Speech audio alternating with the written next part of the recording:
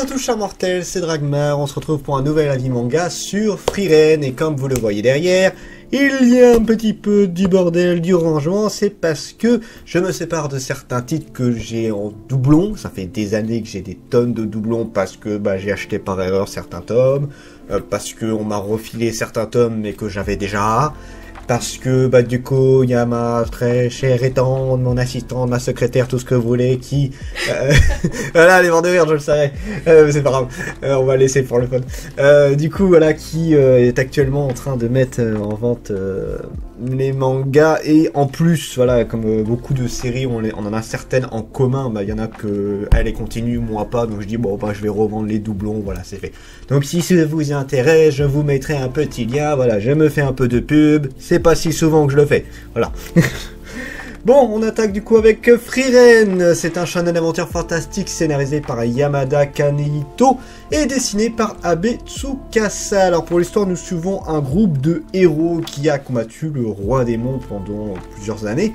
Donc qui était accompagné du héros, donc un humain, un prêtre humain, un nain guerrier et une elfe magicienne. Après avoir réussi leur victoire sur le roi des démons, ils sont revenus, ils ont été victorieux, ils sont devenus tous des héros. Les années ont passé, et bien comme vous vous en doutez, certains ne sont plus en vie, notamment le héros qui après plusieurs décennies est mort de vieillesse, le prêtre qui est sur la fin de vie, alors les nains ils vivent plus longtemps visiblement, mais pas forcément beaucoup plus, et nous avons Frieren qui elle vit quasiment plus de 5000 ans si je dis pas de bêtises. Alors les elfes ont quand même une durée de vie mais elle est extrêmement longue par rapport à un humain, donc ils n'ont pas vraiment la même relation par rapport au temps qu'ont les humains. Et ça se ressent énormément, elle a beaucoup de mal à s'attacher aux gens, elle a beaucoup de mal à s'activer sur des trucs, il faudrait aller vite, ce genre de choses, puisque pour elle, tout est... Ça met trop de temps, ça met même pas assez de temps, il faut vraiment qu'elle... une année pour elle c'est rien, c'est quasiment 2-3 jours quoi, donc elle a du mal à s'en rendre compte, mais après avoir vu du coup ses compagnons, les rares personnes avec qui elle s'est vraiment attachée, elle s'est dit je vais partir sur une nouvelle quête, comprendre un petit peu le côté humain, c'est-à-dire le côté vraiment profiter des années, profiter de ce qui se passe le jour, chose qu'elle a encore beaucoup de mal à faire, hein. Je le redis, elle est du genre à dormir toute la journée ou ce genre de truc, ou passer toute une journée sur une broutille, et donc voilà, c'est les elfes, hein. Donc voilà, ça c'est pour l'histoire, et je vais rajouter un dernier truc, elle va du coup aussi prendre une apprentie, chose qu'elle n'avait jamais faite, puisqu'elle-même elle était apprentie, mais elle n'avait quasiment jamais pris d'apprenti sorcier ou sorcière, et là elle va enfin en avoir une sous les conseils du fameux prêtre qu'elle a eu dans son groupe. Ça c'est pour l'histoire. Alors mon avis, on est déjà au 6e tome sur la série, et ça avance drôlement bien, même si c'est vrai qu'on a quand même pas mal divergé par rapport à l'objectif du début, si je peux dire ça comme ça, puisque comme je vous l'ai dit dans l'histoire, on est sur vraiment une elfe qui est l'une des rares survivantes. Là actuellement dans l'histoire il reste le nain, sinon le héros et le prêtre ne sont plus en vie. Et le nain est quand même plutôt jeune, hein, donc je pense que dans quelques années, c'est fini pour lui également. Là, voilà, elle va essayer du coup vraiment de comprendre, comme je vous l'ai dit, cette partie du cœur des humains, du fait de profiter des années qu'ils ont, chose que les elfes ont beaucoup de mal à concevoir. Et d'ailleurs, je vais faire un petit aparté sur Frieren. On a souvent l'habitude des elfes qui sont très classe, très... vous savez, qui se la racontent beaucoup, qui sont genre c'est eux la race suprême, ce genre de truc là. Là c'est pas du tout le cas. Alors elle, bien sûr elle a conscience d'être une elfe, ce genre de truc là, qu'elle vit plus vieux que les humains, tout ça, mais en tant que telle elle a pas vraiment une grosse estime d'elle. Elle sait qu'elle est forte parce qu'elle s'est entraînée pendant des années tout ça, mais ça s'arrête là. Elle se considère pas réellement comme une héroïne, elle se considère pas comme la toute puissante sorcière qu'on peut voir, elle se considère pas sa race comme une race toute puissante. Voilà, elle a vraiment un a priori assez soft d'elle-même. Mais d'ailleurs c'est ça qui est un truc qui est assez particulier sur Frieren, c'est que c'est une elfe, mais son côté rapport au temps est très très particulier, et par rapport à sa race aussi, ça fait très bizarre. J'ai pas souvent l'habitude, soit les elfes ils sont vraiment dans leur coin, ils viennent pas trop du côté des humains, souvent il y a des guerres avec les humains comme Skull Knight, où là on a totalement une guerre, ou en tout cas des diplomaties entre les deux pays pour vraiment rester éloignés, qu'il n'y ait pas de problème, tout ça. Mais en tant que tel, voilà, les elfes ne vont pas souvent du côté des humains. Elle en a absolument rien à faire, elle aime bien se balader, elle aime bien... D'ailleurs, un de ses passe-temps est de récupérer des sorts à la con, voilà. Les magiciens, eux, ils aiment bien récupérer les meilleurs sorts du monde, elle aime bien récupérer tous les petits sorts à la con. Voilà, c'est un truc, c'est son plus gros délire, c'est ça. C'est dès que c'est un sort, mais genre vraiment un truc tout bête, genre nettoyer le sol, faire en sorte que des fleurs évolent, des trucs genre ça, elle adore. Voilà, c'est des sorts à la con, mais c'est pas grave, elle adore. Là, c'est pourquoi pas. C'est un loisir de collection comme un autre.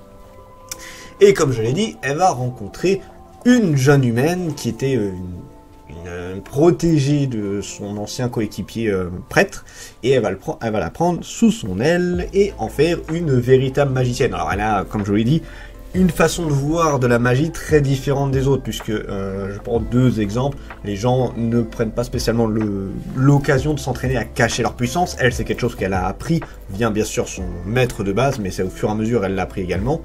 Elle est du genre à utiliser le minimum de sorts, les sorts les plus classiques pour battre quelqu'un, les sorts suprêmes, tout ça, elle les connaît, elle peut s'en servir et elle s'en sert de temps en temps, mais très rarement, vraiment quand le cas le demande, mais sinon les 3/4 du temps, elle va utiliser des sorts extrêmement classiques pour se battre. Pourquoi? Parce qu'elle considère que ça suffit largement. C'est pas qu'une question de puissance tout ça, c'est qu'elle considère que ça sert à rien, qu'un magicien gâche toute sa magie, gâche toute sa puissance juste pour des combats que ça pourrait être réglé avec un sort basique. Ça c'est un truc qu'elle va enseigner du coup à son apprenti, et l'apprenti va vite se rendre compte d'une chose, c'est que son maître c'est une putain de feignasse. Comme je l'ai dit, on a du coup l'apprenti qui est une humaine, qui elle a la relation du temps comme on a l'habitude, à profiter plus ou moins du jour le jour, et son maître qui n'a pas du tout cette logique-là, et du coup qui se tape des fois à devoir essayer de la réveiller alors qu'elle veut pas du tout. C'est genre elle se dit, oh, je vais me faire une sieste de 24 heures, ça me fera du bien, tout ça. Non, non maître, ça ne va pas, on n'a pas des années pour ça, parce que là elle pourrait très bien rester genre 1 an dans une ville juste pour faire des emplettes, des trucs du genre, ça lui irait extrêmement bien. Son apprenti, elle a pas 1 an pour rester juste dans une ville, hein. Faut pas l'oublier ce genre de détails. Donc voilà, c'est très marrant le compromis qu'on a entre son apprenti qui, elle, justement, sait qu'il faut avancer dans un bon cheminement, et Frieren qui, elle, ne l'a pas du tout. Voilà, ça, et je suis parti dans l'histoire. Vous voyez, c'est un œuvre que j'ai plutôt bien aimé en soi, et quand je disais que l'œuvre a plutôt dévié de l'objectif de base, c'est que du coup, on va voir qu'il y a quand même des démons qui sont encore là, qu'il y a encore des commandants, ce genre de trucs, qui essayent de revenir, de récupérer encore la bataille qu'ils ont perdue, mais c'est pas pour autant que Frieren n'est plus là.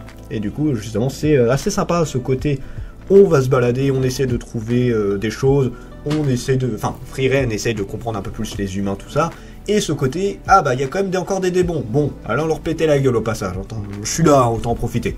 Voilà, ce quiproquo, ce petit mélange est assez sympa, je trouve.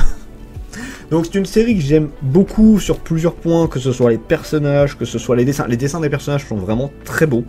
Là, on a un bon exemple de ce que je demande souvent. Souvent, je dis dans le fantastique, j'aime qu'il y ait du détail, j'aime qu'il y ait beaucoup de trucs, que ce soit sur la magie, les décors. Mais là, c'est sur le. Alors, on a des beaux décors, on a de la belle magie, même si c'est pas ça qui est le plus mis en avant. C'est le dessin sur les personnages qui est juste super beau. D'ailleurs, en tête, que le seul que j'ai vraiment en tête qui surpasse ce genre de dessin là, il y en a d'autres, hein, bien évidemment, mais c'est Magus of the Library. C'est un des rares que je mettrais où vraiment le dessin surpasse sans problème. Mais là, Frieren, on a un très très très beau dessin sur les personnages, très beau dessin sur ce qu'on voit en général. Là, il n'y a rien à redire là-dessus. Donc je vais passer tout de suite au potentiel du manga, sinon je pourrais rester 5 heures sur ce titre, je pense. Pour l'histoire, alors on a quelque chose d'assez particulier, parce qu'au début vraiment je pensais qu'on allait partir sur le sauvetage du monde contre le roi démon. Il y a un petit peu de ça, mais c'est clairement 10% de ce que le manga te propose, c'est pas du tout ça le but en soi. Donc voilà, c'est assez rafraîchissant de voir voilà, comme je l'ai dit, une elfe qui n'est pas du tout dans les clichés qu'on a l'habitude de voir sur eux, et qui juste découvre les humains, fait ses petites affaires, tout ça. Ça a l'air de rien, mais ça s'enchaîne assez bien. Alors c'est une lecture qui peut être assez longue, hein, des fois, parce qu'on a pas mal d'explications, tout ça, mais ça se suit bien. Les personnages, alors on en a... Les héros, tout ça, vous oubliez un peu, parce que c'est plus pour le fond de l'histoire, mais c'est pas ceux qu'on va le plus voir. Frieren, oui, et bien évidemment, elle est au centre de l'histoire, son apprenti, et on va voir un autre qui va arriver un peu plus tard. Ce sont 3 personnages très sympas. Les 3 personnages auxquels j'ai très bien accroché, où tu peux très vite t'identifier, que tu peux très vite tomber sur le charme, si je peux dire ça comme ça. Donc aucun problème avec ça, ça fait le taf, sans problème. Ça reste Frieren la plus intéressante à mon goût. Niveau dessin, je l'ai dit, très beau dessin du visage, très beau dessin du corps, tout ça, vraiment c'est très très bien détaillé. Et alors après, oui, effectivement, les décors, il y en a. Ça, je vais pas dire le contraire, il y en a, mais c'est pas le décor qui va t'en mettre plein la gueule. Ça reste quand même du décor assez simple, mais il y a quand même beaucoup plus que ce qu'on peut trouver sur d'autres mangas fantastiques où en général, des fois, tu n'as pas grand chose. La magie, tout ça, bah pareil, hein, ça fait le taf, il n'y a pas de problème, on a un très bon dessin pour du fantastique. Jusqu'où le manga peut aller, je sais pas trop, parce que là actuellement 6 tomes en France, 9 au Japon. C'est un manga qui a un thème un petit peu particulier, donc c'est assez dur de se dire jusqu'où ça va aller. On a quand même une idée il y a une bataille contre les démons, mais comme je l'ai dit, c'est pas l'objectif premier. Donc quel est le véritable objectif, quelle est le véritable finalité de ce manga-là? C'est assez dur à dire. J'avoue que là, j'arrive pas trop à me situer, surtout comme je l'ai raconté. On passe des fois d'un truc à un autre. Voilà, au début, c'est... je vais essayer de comprendre les humains. Ah, j'ai une apprentie. Bon, je vais m'occuper de l'apprenti. Ah, il y a un tournoi. Viens, on va faire le tournoi. Ah, il y a des démons. Ah, on va s'occuper des démons. Voilà, elle chope tout ce qu'il y a sur le chemin, hein, Frieren. Hein.